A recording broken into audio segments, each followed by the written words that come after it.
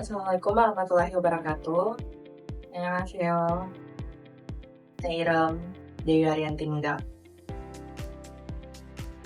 반갑습니다. Aku adalah mahasiswa semester 5 yang selama 6 bulan terakhir ini magang di Behind Indonesia. Dan hari ini aku mau cerita perjalanan magang aku.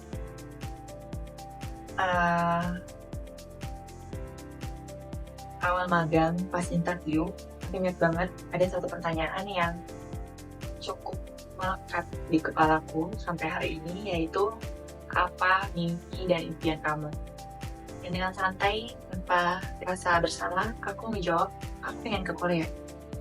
Padahal itu cuma jawaban yang tiba-tiba muncul di otak aku. Dan lucunya, pertanyaan ini muncul terus-menerus hampir di setiap orang yang aku temui selama magang. Dan entah kenapa, tiap kali aku jawab, detail jawabannya itu pasti selalu bertambah dan berubah. Dan makin masuk akal untuk diwujudkan. Makin jelas. Kayak kalau ini sebuah lensa, ini tuh dari yang awalnya ngeblur, tiba-tiba jadi HD. Dan dulu aku mikir kalau kita sering nyeritain mimpi kita, itu malah berpotensi untuk nggak kecapai. Tapi sekarang aku mikir lagi, justru mungkin ketika kita berani untuk menyeritain mimpi kita ke orang lain, itu berarti kita baru aja ngambil tanggung jawab untuk mewujudin mimpi tersebut. Dan ngomong bikin mimpi kita tuh makin jelas dan juga makin clear. Dan selama magang, aku juga balik ke kebiasaan yang udah lama aku tinggalin, yaitu baca buku. Awalnya cuma biar kepala aku nggak kerasa penuh, atau kayak cuma sekedar untuk ngisi kebosananku. Tapi buku pertama yang menarik perhatian aku banget itu adalah 101 Creative Notes dari Boris Sebastian.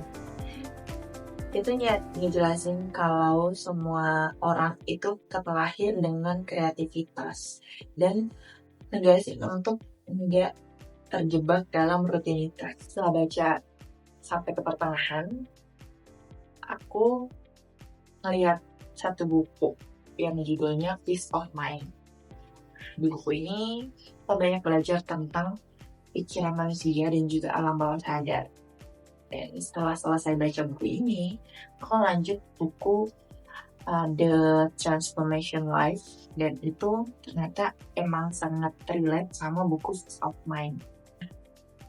Ketiga buku ini banyak membantu aku dan bikin aku mikir lebih jernih, lebih tenang kalau ngambil keputusan dan juga peka sama sekitar. Terus pelajaran yang paling nyelekit itu adalah berhenti untuk menunggu instruksi dan perbanyak inisiatif.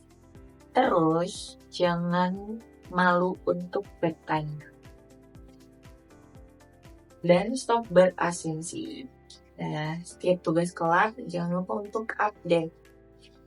Dan ternyata komunikasi itu bukan cuma ngomong, tapi berani untuk jujur kalau misalkan kita nggak ngerti, terus berani untuk buka percakapan. Dan ternyata pengetahuan kecil yang kita baca dari buku, artikel, atau sekedar FYP sosmed itu sangat membantu untuk menjaga percakapan dan komunikasi kita tetap jalan dan juga nyambung. Dan selama magang ini juga, aku ngebantu kegiatan kaula, mulai dari nyiapin absen, follow up peserta, mulai data, dan juga nge-MC. Jujur capek, tapi dari situ aku belajar untuk fleksibel, dan bahwa fleksibel itu bukan bakat, tapi sesuatu yang kita biasakan atau kita tempa di lapangan langsung. Setelah kegiatan pelatihan kaula selesai, aku dan teman-temanku mutusin untuk naik gunung. Kita memilih Gunung Kendong sebagai reward untuk diri kita sendiri.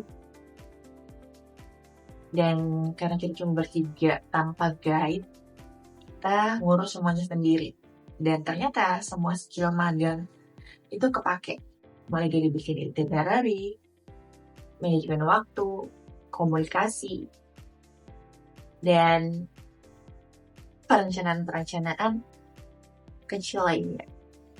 Dan itu tuh ternyata memang benar, kita nggak akan pernah nggak punya teman dan nggak dapet teman, karena orang-orangnya ramah, baik, dan bahkan kita ketemu sama orang Makassar juga.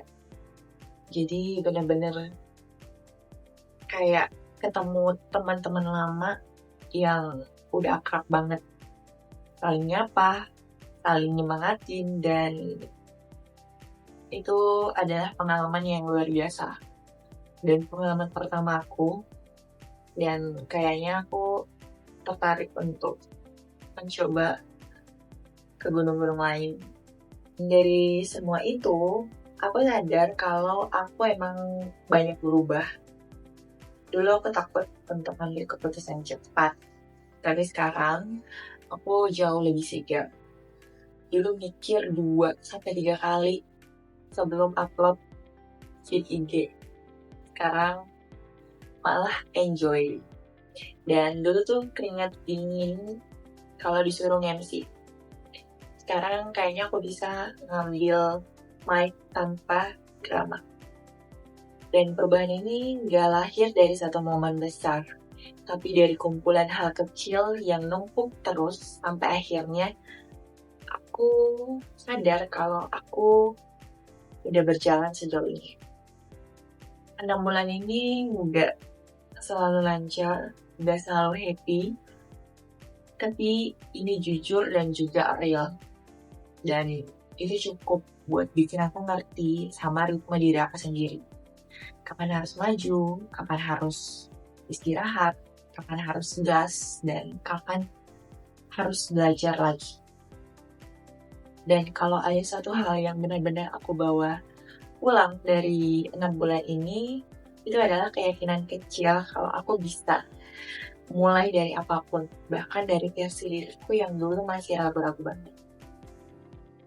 Magang ini bukan cuma soal kerja atau nyelesain soal kampus, tapi soal nemuin jalan pulang ke diri sendiri.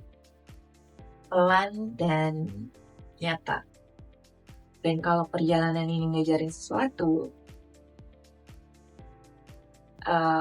itu mungkin bahwa setiap langkah kecil ternyata cukup untuk membentuk masa depan yang lebih berani. Perjalanan ini gak selalu mulus, tapi cukup untuk ngarahin aku ke versi terbaik dari diri aku. Dan kalau ini adalah awal dari sebuah perjalanan, aku penasaran sejauh mana aku bisa pergi. So, sampai ketemu di perjalanan hebat lainnya. Annyeong.